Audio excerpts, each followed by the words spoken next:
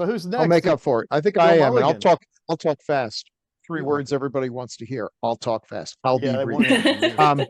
This is a film we've sort of talked about now and again. Let me just find my here we go, Gargoyles. Okay, so 1972 Gargoyles. TV movie. And there was a time when TV movies were actually pretty good. Now you can tell them instantly. They are not widescreen, they are square screen as the TVs were. And that gives them a certain look. You can almost always tell when it's a TV movie. There's just a certain look to it. There's not a lot of fast edits and moving cameras. These things are made efficiently. This was shot with one camera. That crops up a lot in the reviews. Gargoyles 1972. I am 11 years old. No, it's hard to believe looking at me now, but I was not invited to a lot of parties back in those days. So yeah, I was there watching it first day release. They're making a movie about gargoyles and the coming attractions of these slow motion monsters. Oh, I was totally there. I saw it premiere night And too. I was a bit yeah, younger, you were a yeah. bit younger. Oh yeah. Well, I this saw it and I'm sure it left its with my mark too. dad, and my dad loved it. The director, Bill Norton, boy, I don't know. I believe he went on to do some Buffy and Angel. So and a lot of stuff. He directed a lot of TV stuff. So he had some talent here. These are not movies that really show off directorial ability.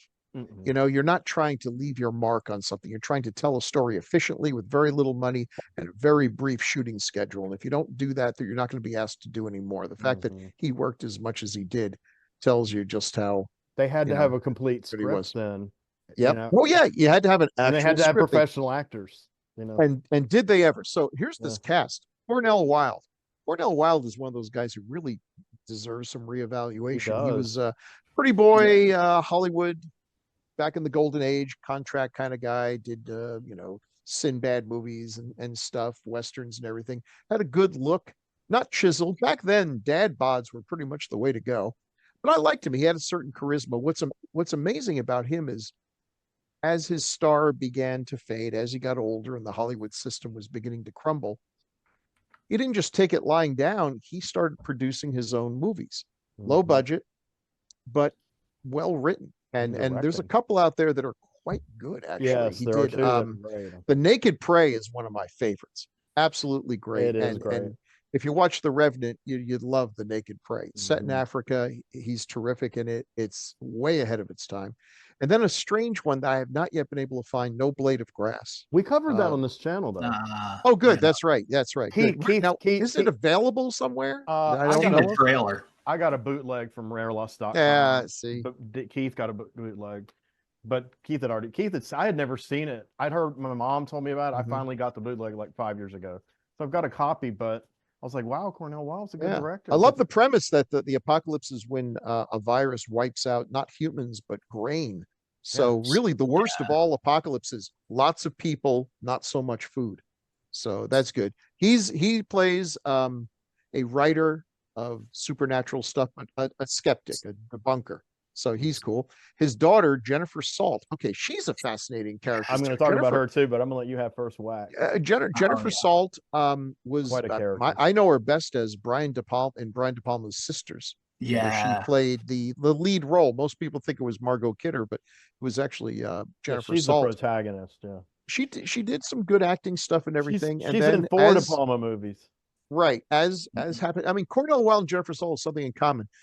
When a whole bunch of new actors come along, as they always do, and you are having a harder and harder time getting taken seriously and getting those roles, you can just let it happen, or you can go make your own stuff. And she became pretty much a hell of a writer and producer. Wow. Really works on a lot of Ryan Murphy's projects, including American Horror Story. She is an executive producer of American Horror Story. Yes, Nip and Tuck. And yes, Ratchet. all of them. Yep. Ratchet. She's good for her. She won a writing award for a Nip and Tuck episode. So I like that. I like it when I didn't know that people until today. Start making their own stuff. Well, that's it. And that's very apropos of what we just did. That's right. That's why Toby Poser started writing her own movies. That's the smart. That's how you can tell. Exactly what she told us, you know. And as her husband put it to us, you know, because Hollywood has this phobia about older women and their looks, you know. And I'm like, Toby, you're a brilliant writer. Why don't you just write your own movies for us? And they're starting to break, and it's a great. That's good for them. It's got a young Scott Glenn, not doing a whole lot, but he's in there, and it's kind of cool to see someone on his way up. But most of all, it's got Bernie the Man Casey. And when I talked about Bernie Casey when we were doing Dr. Black and Mr. Hyde, and if you didn't see it, silly title, fun movie.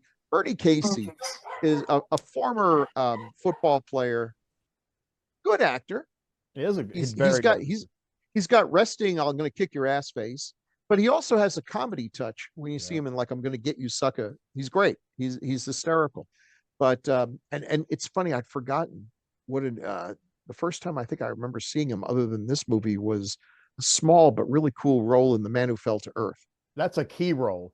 Yeah, because he is the villain of the movie. He's incredible. He's got a charisma that you either have or you don't. It can't be trained. You can't learn it. You either have it or you don't. Lots of football players have tried to become actors, and they're just big. He had this. He didn't do as much as I think he should have, but he leaves. You know what he did the latter part of his life? Did you keep up with him? He became an artist, a painter, and he was incredible. Good for him. It's like, damn. Renaissance man. I know, he invented himself twice and succeeded. Now, he is great in this, but I do have to say, it is not his voice of the gargoyle. And maybe that would have just sounded a little too human to have Bernie Casey's voice coming out. So the person they used was a person who was quite famous for doing voices and is actually the narrator at the opening of Gargoyles. So the premise of Gargoyles is this. Gargoyles are a separate species. They are not actually, although the opening narration talks about how Satan created the gargoyles to fight humans. By the time the movie's over, you realize the gargoyles are just another hominid, I guess, for lack of a better word. Scales, wings, really branched off pretty early on, but there's a common ancestor there. They're like us. They're just another species, another tribe. They're intelligent. They are not here to kill us. On the other hand, if the history of hominids is anything, is that there can be only one. That pretty much worked itself out early on in the whole thing. So they slept for 500 years, and now they're awake and coming back and starting to lay eggs and getting ready for their every 500-year battle with humans, which evidently has gone wrong. It's not explicitly said in the movie, but it's pretty clear to me that one of the unspoken premises is that, much like Arthur C. Clarke's Childhood's End, it's not that they look like the devil. It's that our perception of the devil is based on our earlier encounter with the gargoyles. Right. That because things went totally south many thousands of years ago, when we thought of what is the personification of evil, we had this racial memory of these things that we fought a war against and eventually defeated. So the doctor and his daughter are traveling through the desert. They find one of those guys like, come see the two-headed snake. And when they get there, he's all excited to have a rider. So he shows them the big skeleton of a gargoyle he has. And they don't believe it. But then things go rapidly south, and we have them attacking and kidnapping the daughter. They move in slow motion, which is cool. Oh, it's incredible. That's really scary. When I was a kid, that slow motion scary when they're coming down the hills.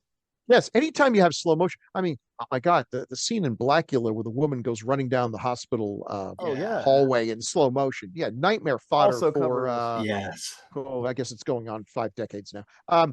Yeah, it's crazy.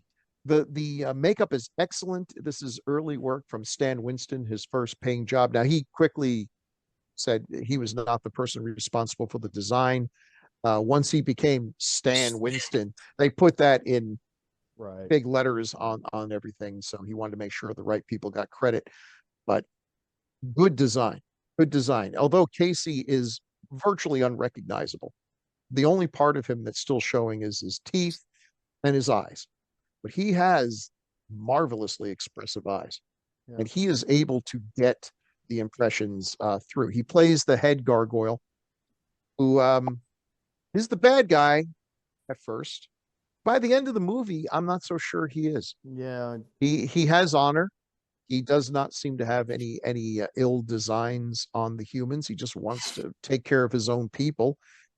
And by the end of it, they are able to beat him by basically using, our hero, guy we think of the hero, Cornell, picks up a rock and smashes the wings of his wife, of the gargoyle's bride, so that now she's crippled, and he, has to pretty much drop everything, pick her up, and go off, and makes a couple lines like, this isn't over.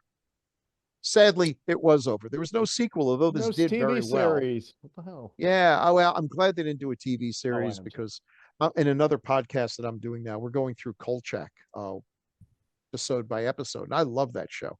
Keith is going to cover that with us soon. The limitations are there. You can only do Monster of the Week so many times before you freaking run out of monsters. Yeah. And this wasn't a time when they were able to do until Hill Street Blues or something. There weren't that many shows. Yeah, and that's what something like this would need. If we're going to tell a story, non-soap opera. Yeah, if we're going to tell a story about gargoyles versus humans and everything, what we needed was the cartoon show Gargoyles, which did an excellent job. Yeah, and for some insane reason, while they're going to be turning Polly Pockets into a movie because Barbie did so well, nobody seems to want to do Gargoyles as a movie. I know they keep announcing it. There's a big demand for it, though. I'm going to die of old age long before it ever gets turned into an actual project, because it just seems like a license to print money. But there you go. Gargoyles really is just it's just one of the best of the horror science fiction things. It has a great legacy. Anyone who was a kid and saw it has never forgotten it. Absolutely. And I think it also kind of, after that time, I'd have to check on the actual times and everything, but in the 70s there kind of was this whole thing of deserts and devils. Devil's Reign, I think Hills Have Race with the Devil. I think Hills Have Eyes reminds me of Gargoyles in the beginning. Yeah. None of them, a lot of them had Satanists. They didn't have gargoyles because gargoyles are hard to pull off if you don't have Stan Winston. But just a marvelous thing. It holds up. And I was fully expecting that it might not, because that's true for a lot of things you loved when you were a kid. You watch them again in the fullness of time with adult eyes, and you're like, this one held up. And I was happy to see as I was watching it, and it had been many decades since I saw it. As I was watching it, I'm like, I think I know the next scene, and by golly, there it was. It was like hearing a song you hadn't heard for a long time, like the theme song to Kimba the White Lion, who, as you started talking about this, I'm like going to myself, what was that, Jack? Who's the king of deep? Yeah, the lyrics to Africa, that song. Africa. I opened my article with the lyrics to the songs as the little thing. Yeah, the boy, that age, things get like drilled the Incredible into Hulk your head. Theme. Even if you're not into superheroes, you always remember the Lonely Man piano. Every time I see a hitchhiker walking in the rain, I just feel I can almost hear the chords of music, and I feel like I should pick them up. But then I remember all the movies I've watched where that ends with someone getting murdered in their car. And it's like, honk, honk, sorry, man. I'll try not to hit some water as I go by you, but For some reason, I thought about Identikit just now when you described that. Did you ever see that? Elizabeth Taylor, Identikit? No. It's one of her more, it's directed by the guy who directed a movie I reviewed on this channel. It's one of this whole channel's biggest hits. I don't know why. Called 'Tis Pity She's a Whore, based on the British play. So, it was an Italian, it was kind of during that historical exploitation period, like Flavia and, what's another big one? There's another one in my brain. So basically there's a series of these where you have the Italian courtesans and from the last few centuries, having all kinds of taboo things going on. Flavia was one, and there's one more famous, but yes, 'Tis Pity She's a Whore was made that way. It's very gory, very sexual, and of course incest, like the play it's based on, is the plot. And the same director before that, a little bit before that, I think, or maybe a little after, he made a movie called Identikit, and it had a kind of banal name in America, and I forgot what it was. What does that mean? Is that like an identikit, like to identify a corpse or something? I never researched it. I didn't know, and I didn't know if it was an Italian. I don't know, because it wasn't. Because I got to tell you, one of my goals in life is to make sure that that's never necessary for me.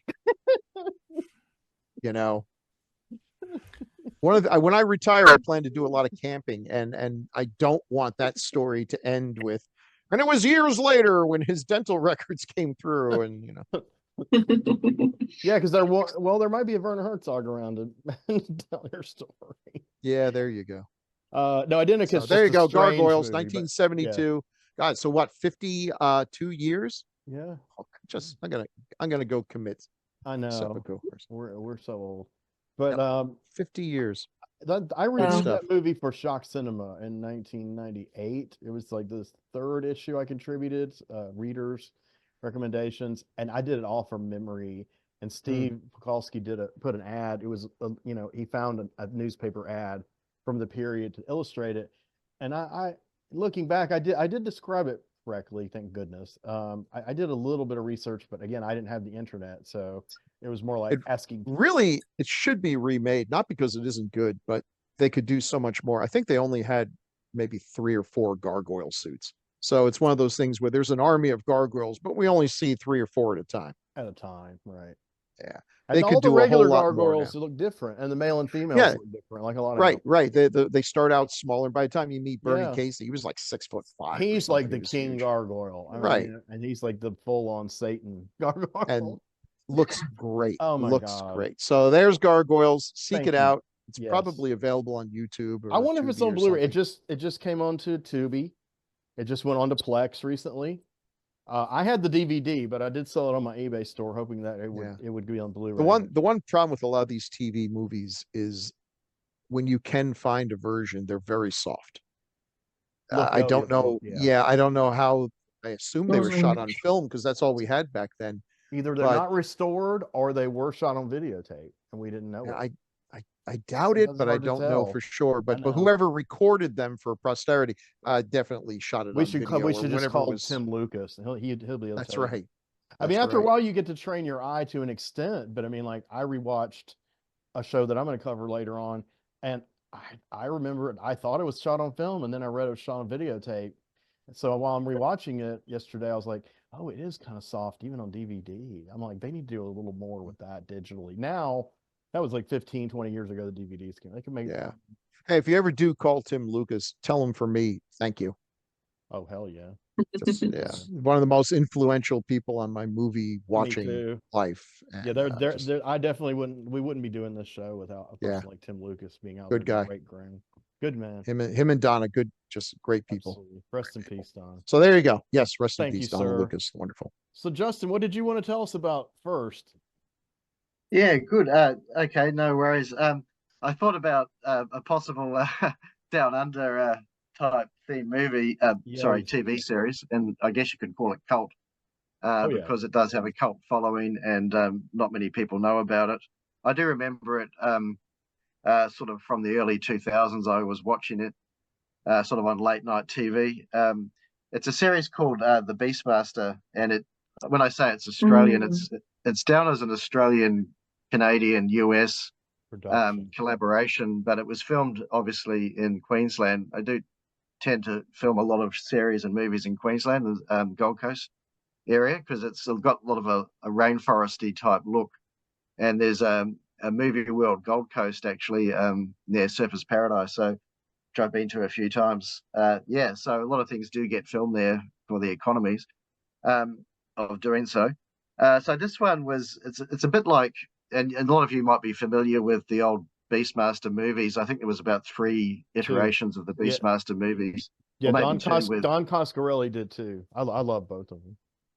So Mark Singer plays in the movie version, and he actually Yeah. in I think series 3 of the TV series makes a guest appearance, And it's looking a bit older. ambiguous as to whether he's playing the same character through time travel or not. It's a little.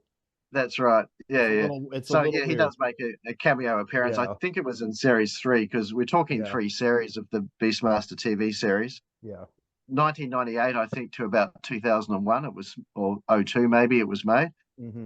I ended up buying about 20 years ago after it had finished. I did buy a DVD, which I think had series 1 on. I think it only had series 1 on it, but you can track it down on YouTube, and in terms of certain episodes, and it may well be that Tubi or one of those other services might be able to locate it.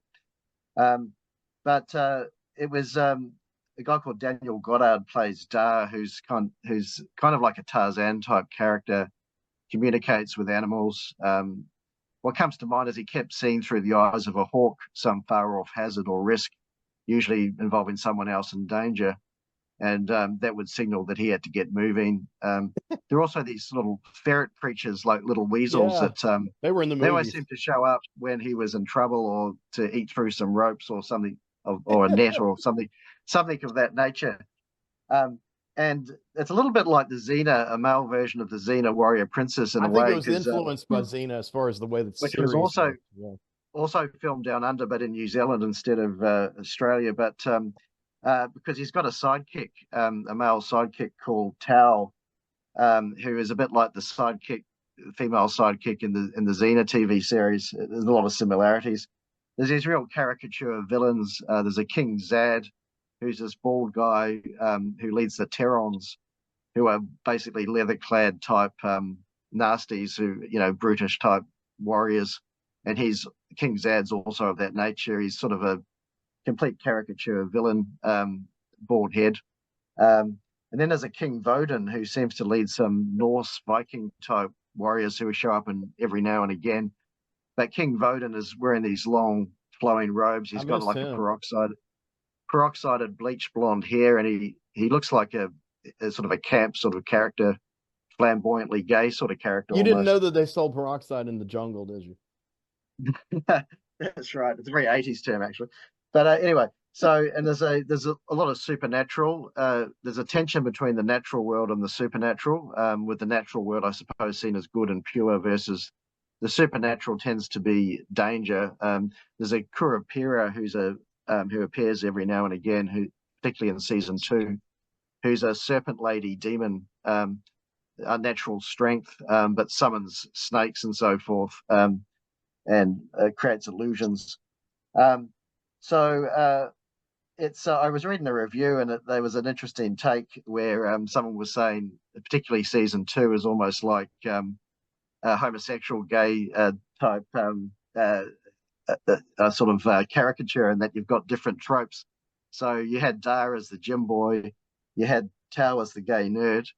King it's probably Zad, not accidental, and it's totally fine. I don't think it was accidental. No, King Zad was seen as this leather, brutish and a leather guy who was always causing trouble, and King Vodun was seen as this, who was obviously a very camp character anyway, without even trying to look for these tropes, was seen as sort of the party boy, flamboyant gay person. So, but you said Tao was a leather boy.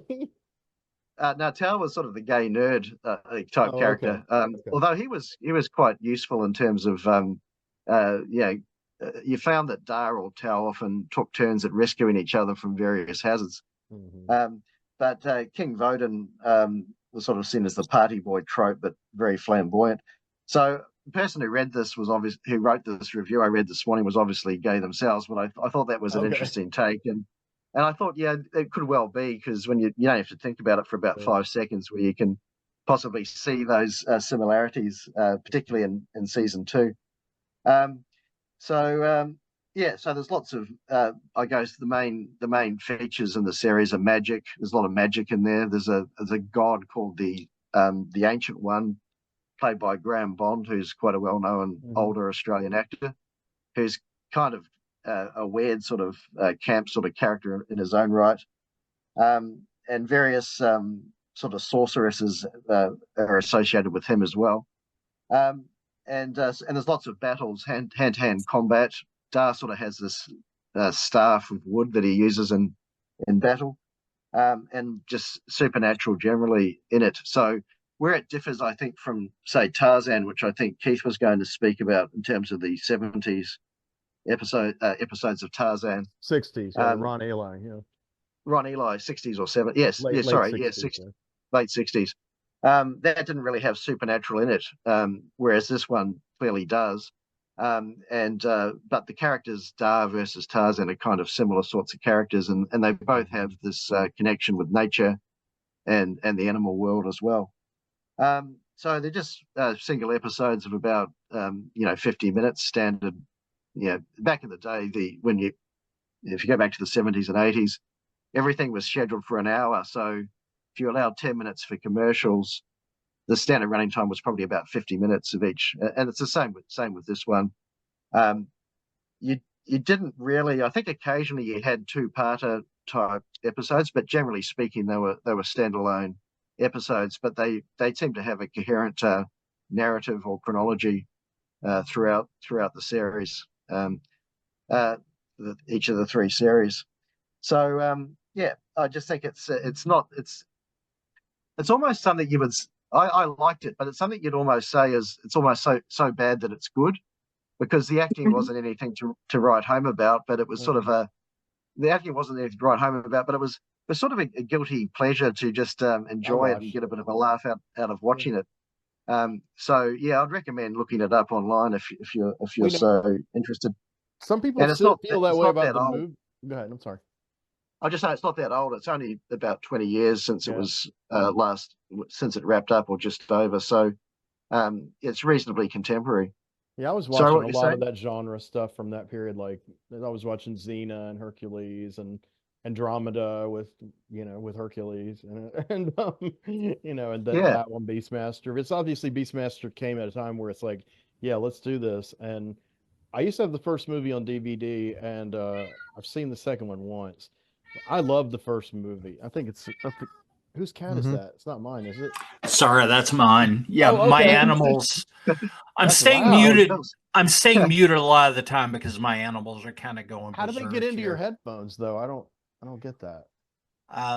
You got me. They're probably getting into the mic as well. Oh, okay, that's a loud cat. I was saying they could get into these headphones. Yeah, I think. I mean, mine can be kind of ridiculous when he's near. I might open the door. I think he wants to get in here very badly. Well, you do what you need to do, man. We're not going anywhere. Okay. Yeah. Justin, the first movie I think is considered a guilty pleasure and a campy cult movie, but I think it's great. Personally, love it. And it does have an element which you talked about, which I talked about earlier. You missed a lot of it. Kimba. It's about humans talking to animals. I mean, that's really what I love the most about it. It's just the whole. Yeah. And he is a Tarzan-like character. He's also kind of like a Conan-like character, because he kind of he's half naked. He wanders around with a weapon, and he runs into wizards or sorceresses who either try to kill him or seduce him. Because Conan always used to be like, never trust a wizard. So it's like, it reminded me of that. But yeah, that strain of heroic fiction definitely. Well, Beastmaster actually is a authentic character out of that tradition of heroic fiction. Did you know that? Coscarelli did not promote that heavily in the movie during the movie in the credits, but Andre Norton, the science fiction writer, wrote the story about Beastmaster in the 60s. And eventually Coscarelli got the license, which was cheap because nobody knew about the story. So the movies were good too. Yeah. The show does credit Andre Norton prominently. Yeah. I've never. Yeah, it was a close rendition, the series to the movies. It's just that it was filmed down under and in Queensland, and it was making more use of the South Queensland scenery. Beautiful. But yeah, it's worth a watch for sure. Yeah, if you. Hi, this is Henry Covert, and this has been Deep Images. Hope you enjoyed today's segment, and we will be back soon to continue our discussion on Cult TV. Feel free to drop a like on the video and subscribe to the channel. Stay tuned for the ending credits and the beautiful music of Ghost of Day, and thank you for watching.